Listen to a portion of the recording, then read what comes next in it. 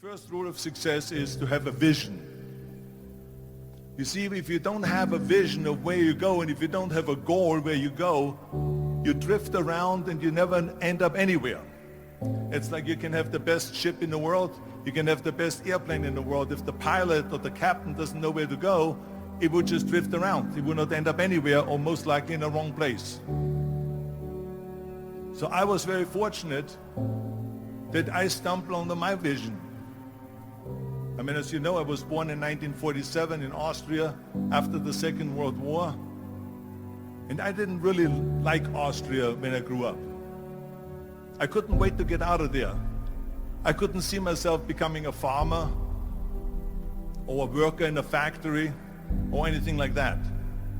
Even though my parents wanted me to stay there and have a normal life. My father wanted me to become a police officer like he was.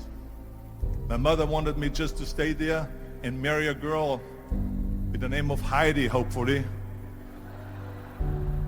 and have a bunch of kids and run around like the Van Trapp family in The Sound of Music. But that was their vision, not mine. My vision was totally different. I felt that I was born for something special, for something unique, for something big. Do you know how great it felt that I knew where I was going? Imagine the majority of people don't know where they're going. When you have a goal, when you have a vision, everything becomes easy. Because remember that in America, for instance, when you study, you will see the percentage of people that like their jobs. 74% hate their job in America. Now, there is not much different when you come to Europe. The majority of people don't like what they're doing because they're really not doing it because they didn't have a goal and they followed this goal. They just aimlessly drift around, and then all of a sudden there's a job opening, so they get that job because you have to work. But then when you work, it's a chore. It's work. It's not fun. So if you think about, only a quarter of the people really enjoy what they're doing in life. That is unbelievable if you think about it. So I felt so blessed that I knew what I was doing. It's like a medical student that studies and knows he wants to become a doctor. You know where to go. So I knew where to go.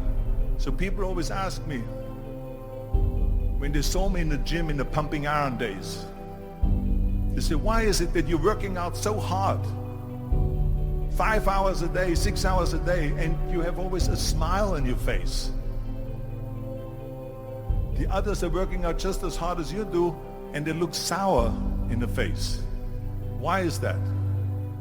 And I told people all the time, I said, because to me, I'm shooting for a goal. In front of me is the Mr. Universe title. So every rep that I do gets me closer to accomplishing that goal, to make this goal, this vision, turn into reality. Every single set that I do, every repetition, every weight that I lift will get me a step closer to turn this goal into reality. So I couldn't wait to do another 500-pound squat. I couldn't wait to do another 500-pound bench press. I couldn't wait to do another 2,000 reps of sit-ups. I couldn't wait for the next exercise, for the next half hour of posing and all the kind of things that you have to do to be a champion. And with the age of 20, I went to London and I won the Mr. Universe contest as the youngest Mr. Universe ever. And it was because I had a goal. So let me tell you something, visualizing your goal and going after it makes it fun. You got to have a purpose no matter what you do in life. You got to have a purpose. So that's rule number one, have a vision. Rule number two is, don't listen to the naysayers. Don't listen to the naysayers.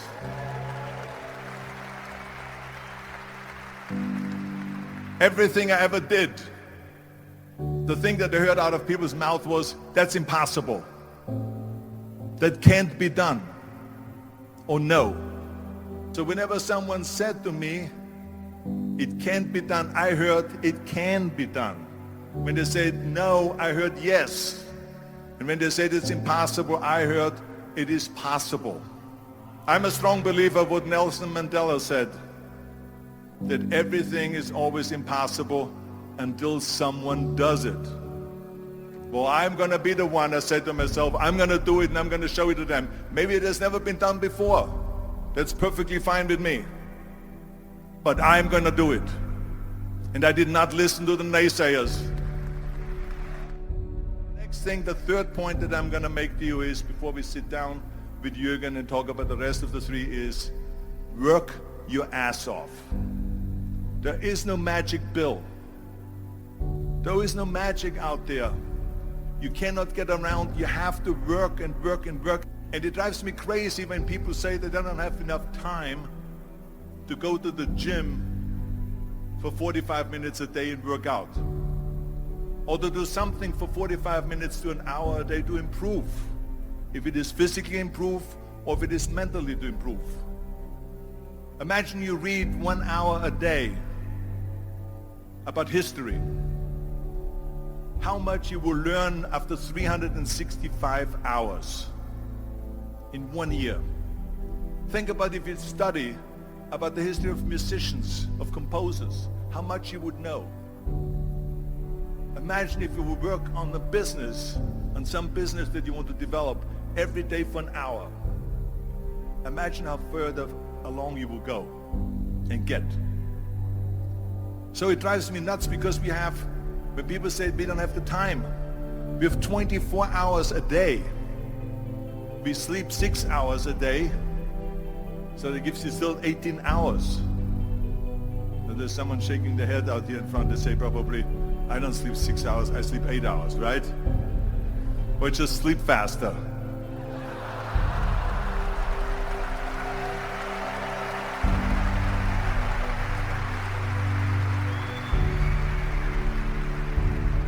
So we have 18 hours a day. The average person works around 8 to 10 hours. So let's assume it's 10 hours. So we have 8 hours left. Then you travel around an hour a day, maybe 2 hours a day. So now you have still 6 hours left. So what do you do with these 6 hours? What do you do with these 6 hours? Then we eat a little bit, then we schmooze a little bit, talk a little bit to people and all that stuff. But you can see how much time there is available if you organize your day. So you got to work hard. I mean, let me tell you something. When I went to America, I went to college. I went and worked out 5 hours a day. And I was working on construction. Because in those days in bodybuilding, there was no money. I didn't have the money for food supplements or anything. So I had to go to work. So I worked on construction. I went to college. I worked out in the gym, and at night from 8 o'clock at night to 12 midnight, I went to acting class 4 times a week. So I did all of that. There was not one single minute that I wasted. I became very friendly with Muhammad Ali in the 70s. And Muhammad Ali worked his butt off. And I saw it firsthand. And I remember that there was a sports writer that was there in the gym when he was working out and he was doing sit-ups. And they asked him, how many sit-ups do you do? And he said, I don't start counting until it hurts. Now think about that. He doesn't start counting his sit-ups until he feels pain. That's when he starts counting. That is working hard. And so you can't get around the hard work. It doesn't matter who it is. As a matter of fact, I believe what Ted Turner said, work like hell and advertise.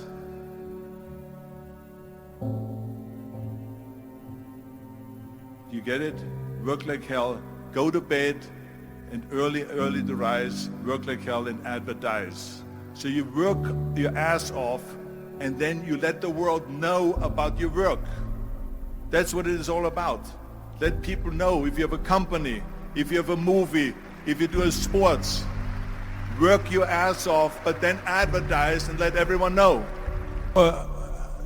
I hate Plan B.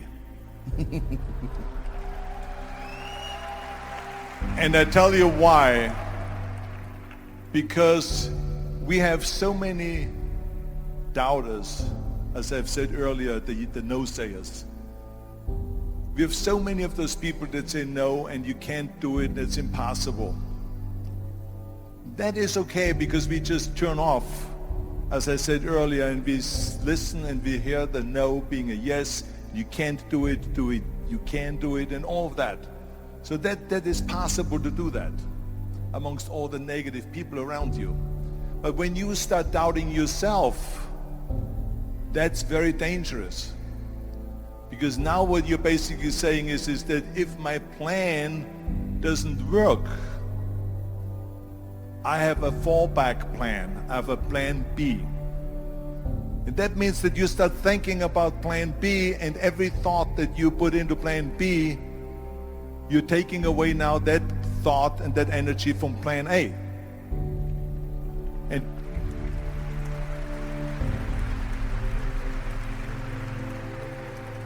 And it's very important to understand that we function better if there is no safety net, because plan B becomes a safety net. It says that if I fail, then I fall and I get picked up and I have something else there that will protect me.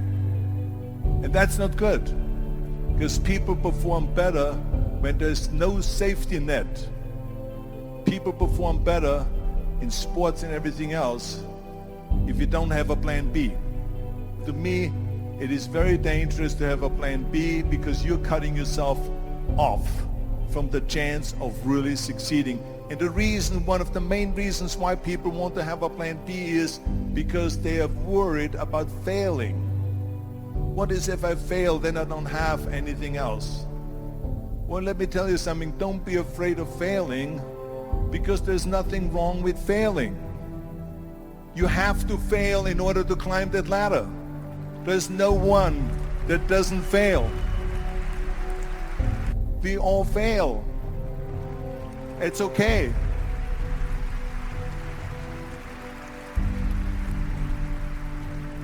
What is not okay is that when you fail, you stay down. Whoever stays down is a loser. And winners will fail and get up, fail and get up, fail and get up. You always get up. That is a winner. That is a winner. Hey, we all lose. We all have losses. This is okay. And this is why I say don't be worried about losing, because when you're afraid of losing, then you get frozen. You get stiff. You're not relaxed. You got to be, in order to perform well in anything, if it's in boxing or if it is on your job or with your thinking, is only happening when you relax. So relax. It's okay to fail. Let's just go all out and give it everything that you got. That's what it is all about. So don't be afraid to fail. This is one of my 6 rules to success. You can only feel complete as a person if you think about what can you do for your fellow member around you that maybe needs help. I felt like that. Everyone has a different motivation why you get into that. I was an immigrant going to America, and I saw how America was the most generous country in the world. I mean, they opened up their arms to me, they helped me, they invited me for Thanksgiving dinner. The people, they brought me, the bodybuilders in the gym brought me plates to my apartment because I had no plates, I had no silverware, I had no bedware, I had no pillows, I had no blanket, I had no TV, I had no radio, I had nothing. They brought it to my apartment. They helped me. And I saw that firsthand, this generosity in America. And I said to myself, as an immigrant that is being embraced with open arms, that I need to go and make sure that I give something back.